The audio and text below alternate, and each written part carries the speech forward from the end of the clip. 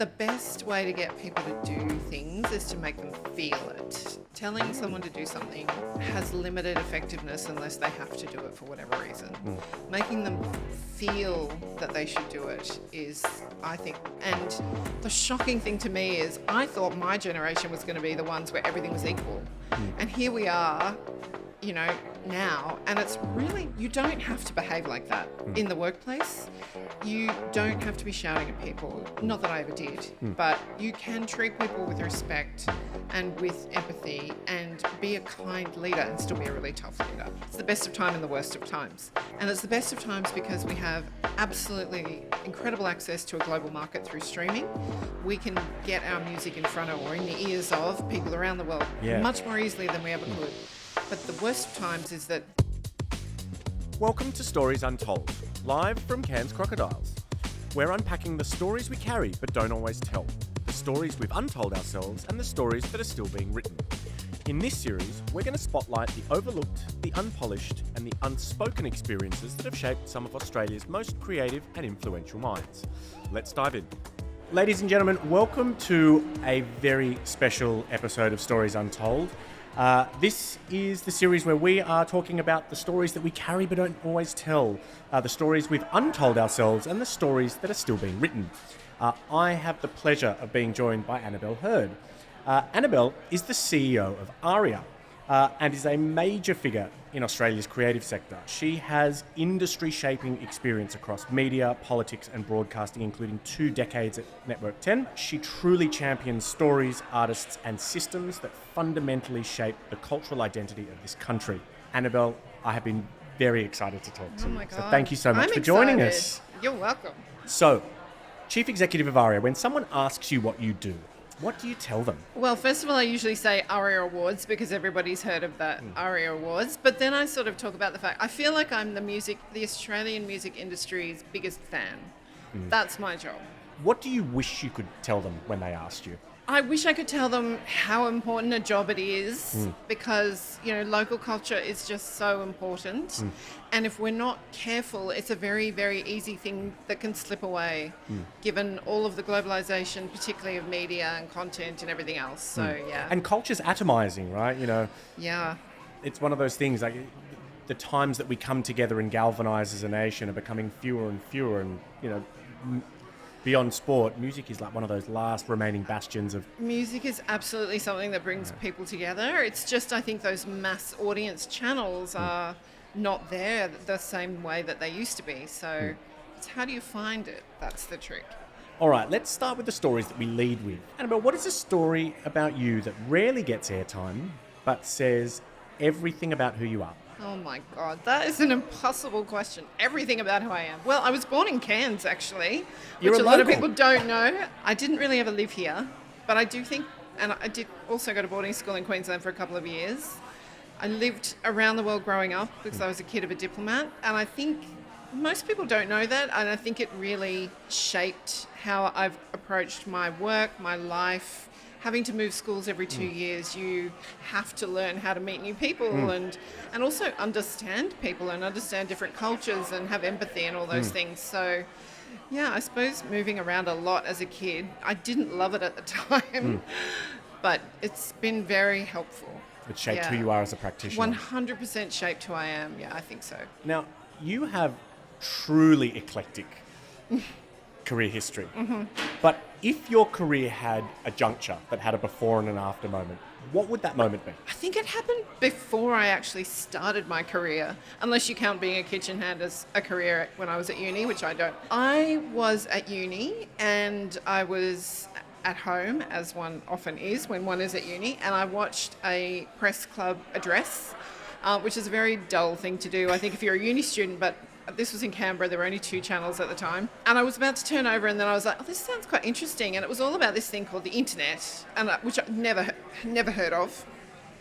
And I was really kind of like, there was this guy talking about all these things that we'd be able to do in the future, connecting and transferring information and pictures and everything. And I was like, oh my God, this is amazing. And it was Bill Gates when he did a press club address here in the early 90s. And that absolutely shaped everything I've done in my career. And what changed about you in that sort of before and I after never moment? thought of myself as a tech person or somebody interested in tech necessarily, and I still don't really think I am. But every single job I've done from the very beginning, and in fact, even in my law degree from that point, I went to the subjects that were about, IT law. So it was really a moment of inspiration It that kind was of charted absolutely a the path. moment of inspiration, but also like, forget the tech. This is about connection and content and how people talk to each other and how culture can be shared. So, yeah, that was really, really pivotal for me. If you look at the person you show up as now at work over your experience, what have you let go of along the way that you look back and you go, why was I holding on to that for so long? I mean, I have had moments where I've felt really lacking in confidence, as I think a lot of people have. I also, when I started, I was very, I was very passionate about the work that I did, and maybe perhaps sometimes in a few meetings a bit too passionate. And so I've toned it down a little bit because you don't want to overwhelm people with, whatever it is that you're talking about. Probably it was about copyright and libraries at the time. But I think that confidence thing, it does necessarily come a little bit with age and runs on the board experience, because everybody has to go through the knocks, I think, to understand where their strengths are and where their weaknesses are. So, yeah, I feel really confident in my career at the moment, and it's, I speak up now where I definitely would not have spoken up 20 years ago, that's for sure. Other side of the coin, without confidence, what's something that you've recently picked up that you wish you'd figured out earlier? That I am quite a different person now than I was when I was 20 years old. It's funny, as you age, you feel like you're still exactly the same person. And you look at the way you do things, it's like, I'm doing things now exactly as I would have done them 20 years ago, but I just have a bit more experience now. But actually the way you think evolves so much over your life, over your work, over the things that you go through. Like, I've had 2 kids, we've had challenges around health and all of that sort of thing. And it all shapes who you are. And actually I read a letter that I had written to one of my best friends when I was 22 the other day, and I read this letter. I was like, oh my God, I was a baby then. I was such a baby. Like, you are a baby adult at that point. But I don't know. I feel like whilst I am a much more experienced person now, I so value listening to people who are at the start of their careers, not just to help them, but to listen to them. I think they've got so much to say, because you do have a different outlook when you're 20 than when you're my age. And both perspectives are super relevant and important. What's something recently that you've learned from one of your most junior staff members? Well, I mean, social media. But I'm not... Other than how to navigate. Other than how to navigate social media. I don't know. I think it's just about reminding yourself that you've got to be authentic to yourself. And, even at the very beginning of your career, where you may not know that much about how the world works, your opinion is still super valid. And, I always remind myself to listen to people, whether it's younger people or even older people. You have to get a diversity of perspectives into all of your decision making and the way you frame your outlook on what you're doing. So, yeah, I don't know. I mean, I obviously going to new shows and things is something I always listening to the younger staff in the office. But yeah, I'm in a lucky position. I get a lot of intel on which are the great shows to who go are the to. up and coming artists. Is there a story that you used to tell yourself that you've since outgrown? I think the story I used to tell myself was, if, as a woman in particular, and I acknowledge I'm a white woman, so I'm in a different position to a woman of colour or an Aboriginal woman, if I just work really hard, I will have the same opportunities and I'll be able to make it, the same way that if I was a man or not a woman. And yes, I've had a really successful career and I'm really, really happy with how it's working out. But that is rubbish. Like, no, I still don't think there are many women, particularly women of colour or First Nations women, who have the same opportunities that men do. And the shocking thing to me is I thought my generation was going to be the ones where everything was equal. And here we are, now, and it's really not that much better. So, yeah, it's something I will keep. I've let go of that story that, I did okay, but I have to help other people. It's like we were all affected by patriarchy hurts everybody. And in your mind, what are the no regrets changes that we could make? I'm curious. I think, first of all, get rid of this rubbish merit myth. I think the merit myth, you don't need quotas because we should just hire on merit.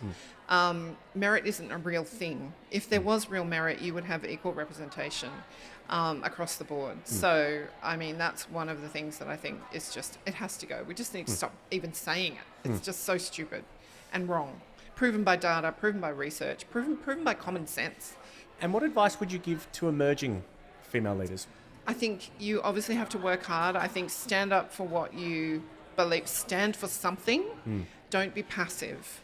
I don't think you need to fight every battle. It would be too exhausting to have to fight every single battle every time something happens that is, impacting you because you're a woman.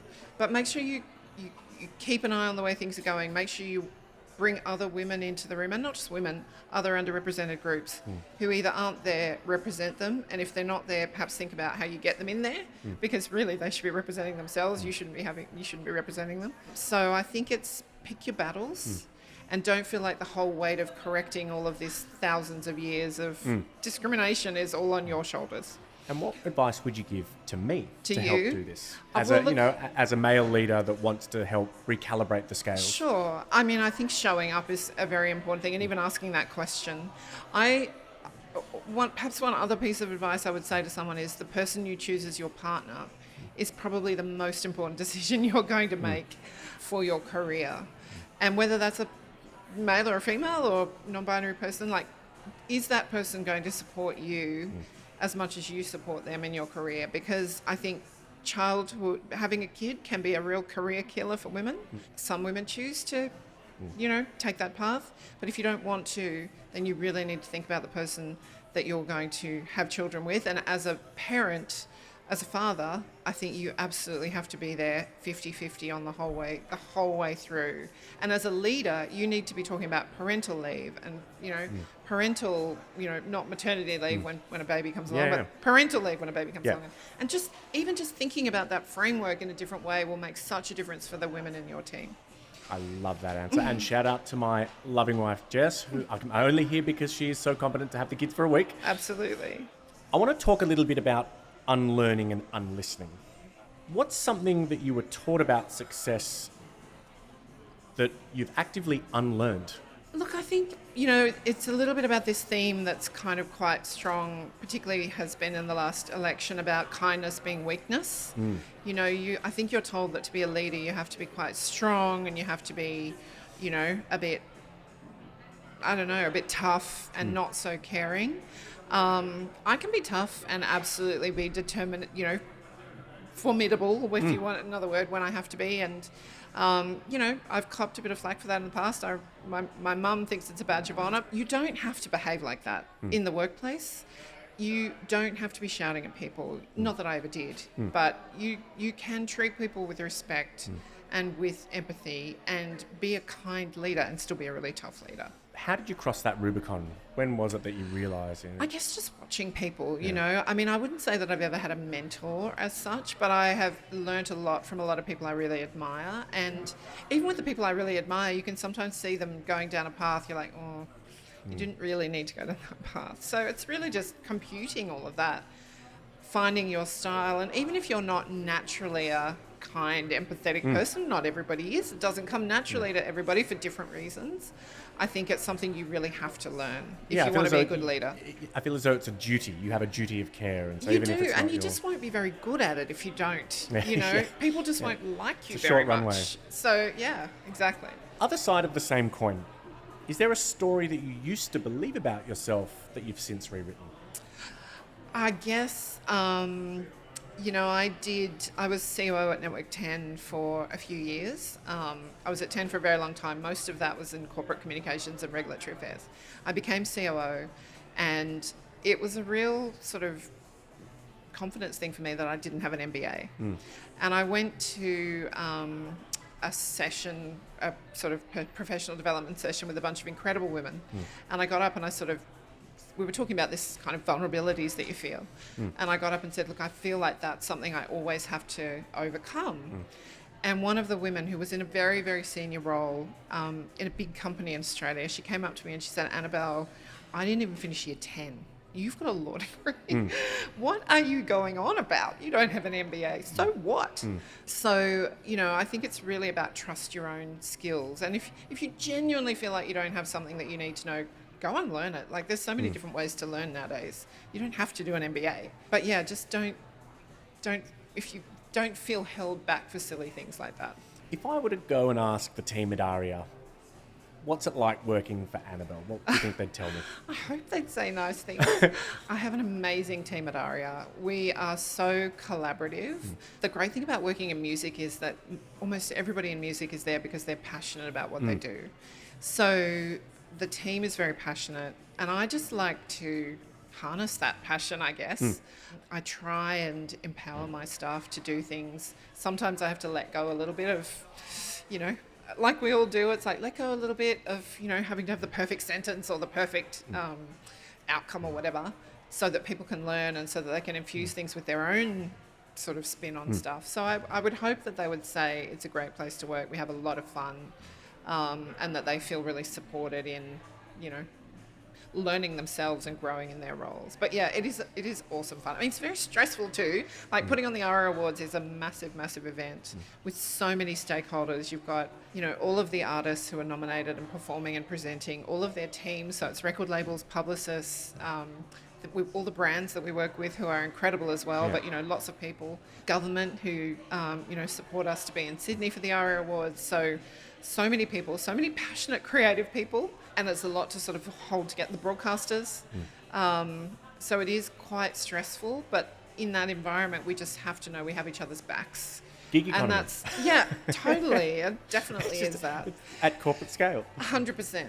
What's something about the music industry and what's playing out in the music industry at the moment that you wish more people understood? It's kind of there's a guy in the music industry called John Watson who's been an incredible he still is an incredible manager of Midnight Oil, Jimmy Barnes, Cold Chisel, so many great Australian artists. And he says it's the best of time and the worst of times.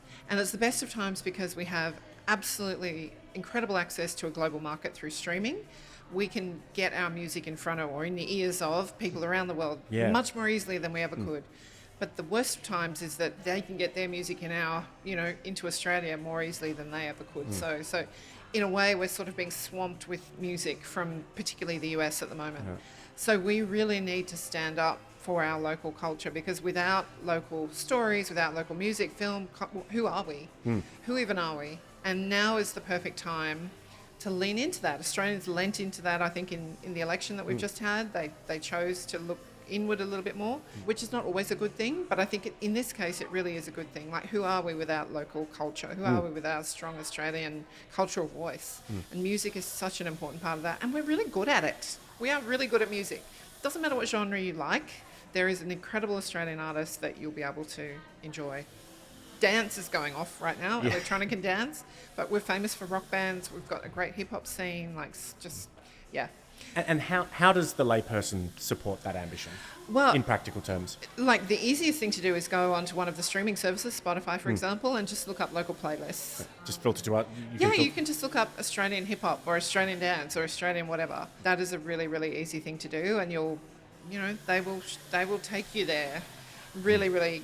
And also, you can go down to, if you like physical records, head down to a record shop and just ask the people in there what's good to listen to, because they usually have a pretty good idea of what's going on. And I feel, it's just a quick sidebar, I feel as though we're about to see this renaissance of the music documentaries after becoming Led Zeppelin. They're huge right now. Pompeii, biopics. There's a lot of biopics. I'd love for one to happen about sort of the early 2010 Sydney electronic music scene, because there have been so many great artists that have come out of that, including Rufus Du Sol, who are just so who I'm huge. seeing in November. They are touring the US at the moment and coming back to Australia in November. ARIA winners. Flume, who's another massive international artist. So that would be cool. And do you think Aussies know how many international superstars are Australian? They definitely don't. Well, and look, patriotism and nationalism is a bit of both dirty words at the moment, and I get that. So it's not really about saying you have to listen to Australian music because it's your duty. There's some research coming out soon which shows that, Australians will listen to a great track, and if they then find out that the artist is Australian, they'll be super proud of it. So I think it's really about making sure that they understand what our artists are doing overseas at the moment. Like Kid Leroy is an Australian artist from Sydney, huge globally. Rufus Du Sol, who I mentioned, Dom Dollar, there's an amazing band called Amyl and Sniffers, just played Coachella. Parcels is another band. A lot of people in the music industry don't know they're Australian, so many that we should be proud of. I mean, I agree, and I think we have, on a pound-for-pound basis, an unbelievable amount of talent locally. Oh, totally. I can imagine a lot of, yes, the ARIA Awards is the sort of the crown jewel, but I can imagine a lot of what you do is about petitioning for interest, a lot of advocacy work. Yes. Do you think that we have disincentivized changing minds? I find it really interesting that, we vilify politicians or board members or executives, God forbid that they should make a different decision to what they have stood on. And, how do you go about inoculating governments and industries and policymakers against that sort of stigma associated with pivoting towards better information? The best way to get people to do things is to make them feel it. I think telling someone to do something has limited effectiveness unless they have to do it for whatever reason. Making them feel that they should do it is, I think, the way to change minds, and it's what we try and do. And we're lucky because music is one of the things that makes you feel, right? It can give you goosebumps. People understand that connection between music and culture and music and so many other things like mental health and a feeling of identity and a feeling of community. So a little bit of our job is done for us. Our biggest challenge is making people understand that music is also a business. It's not just the arts or it's not just culture. And if you want it to be strong here, you have to... the business has to be successful. And it has been for so many years. Right now it's a bit challenged because of, the problem of streaming has changed everything. So getting Australians to stream Australian music is tricky. With politicians, I think it's, they love having a photo taken with a famous artist. They love going to a gig that, all different genres. My God, you can imagine all the different genres they like. But getting them to then take action, that's the bit that we spend quite a bit of time on. And that's about demonstrating the real impact on the artists, the industry, and essentially the Australian public as well from making different policy decisions. And I can imagine that there's a balancing act between data and intuition. The data's only going to tell you so much, but intuition might lead you down a different path. Well, one of the problems we had in music a few years ago was we had no data. There's tons of data about screen industry, for example, and, the benefit of filming Thor in Sydney or whatever. But because the government didn't invest in music, there wasn't the same need for the government to have data about the impact. So getting that data has been has been challenging, but it's been very much a focus. So data is important, but really selling that strong cultural benefit is just as important. What's something you know about people, music or culture that no spreadsheet's ever going to tell you? I think a lot of people like types of music that you probably wouldn't expect. And particularly older people, like once you get above sort of say 35 and a lot of people are in the world of raising children and stuff, you don't have the time to go out. I don't know, I feel like there's a lot of, ravers or heavy metal fans or hip hop fans that have lost a little bit of that identity as they've got older. So, I think there's quite a few events now. We're seeing a lot of success with actual live music events or dance parties or whatever for older, catering specifically for people over 30, over 35. And they just want to go out and dance, and they want to go out and see a great hip hop artist or whatever. I feel as though, right in that stage, I feel as though it becomes more potent because you don't lose that part of you. If you've grown up with music and partying and live acts, just because you have kids, that flame doesn't go out. No. What it means is that when I do get the opportunity to go out with my wife or with my friends, it becomes infinitely more potent as this cultural, social experience. Yep. I mean, you can go to the Ministry of Sound parties that are focused on 90s dance music or 2000s dance music, and it's great to see people there who still love going out and still want to go out. But they'd probably feel a little bit weird going into a club on Oxford Street in Sydney on a Friday night because they'd feel a bit old. I think one thing I would say is don't ever stop discovering new music. A lot of us, we love the music that we loved in our 20s because it's imprinted on our brains, and I do too. But there's so much great music to discover, so don't just close your playlists at whatever year it is that you turn 30. Keep discovering new music because it just keeps you alive. I don't know, I love it. I want to talk about the reinvention of music, with the advent of AI and how this will reshape. What do you think is being redefined right now in the creative arts sector? I think redefining the connection between artist and audience, because in the past artists would, record an album, they would tour an album, the label would promote them, and that was really it. Now you've got to, as an artist, you've got to have a story, because that's the only way that you're going to succeed on the platforms where people are discovering music, which is primarily, particularly if you're younger, through TikTok or other social media platforms. So that has really changed, I think, what artists, how they need to think of themselves. They're as much content creators as they are, music creators. And it's not just a job that they have to do at the end of the day. It's got to be authentic, because people sniff out, I'm only doing this TikTok because my record label told me to. That's not going to work, So that is being redefined. On AI, that is a huge topic in every part of the economy, obviously, but in the creative industries in particular, it's such a great tool, or potentially will be, but there's also a massive concern or a massive potential threat if AI is able to just sort of suck up all the music that's ever been created and then spit out competing product or without any recognition of the original investment or the artist's creation. So, and that would just mean we'd end up with, I think it's called AI slop. I love that term so much, because it really does capture what we're talking about. And that's not to say artists aren't already using AI. They absolutely are and have been for many years. But when it itself generates it. Well, we just need to find that sort of right balance of what's going to encourage innovation and make things better, as opposed to what's going to make things worse. What excites you most about the next 10 years? I feel like Australian music is in a rebuild phase. Well, because COVID smashed local music so badly. Like, you almost forget that the country was shut down for almost 3 years. And not only could we not tour international, we couldn't even go across the border. We wouldn't be allowed to be in Cairns if we're not from Queensland. And that, I think, really hit a generation of Australian artists. Who were about to pop off or about to, and at the same time live music was hit so badly, and there are still flow-on effects, I think, from people, especially people who were in their last years of high school during COVID, conditioned to stay at home.